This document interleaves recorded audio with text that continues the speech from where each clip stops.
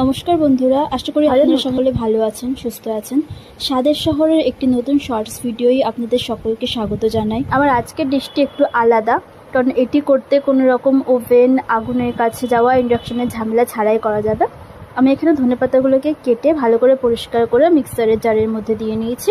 আমি এখানে 2টো লঙ্কা নিয়েছি, 1 টুকরো আদা ও 2 কোয়া রসুন নিয়েছি, অল্প করে জল দিয়েছি। এটিকে এবার আমি ভালো করে মিক্স করে নেব।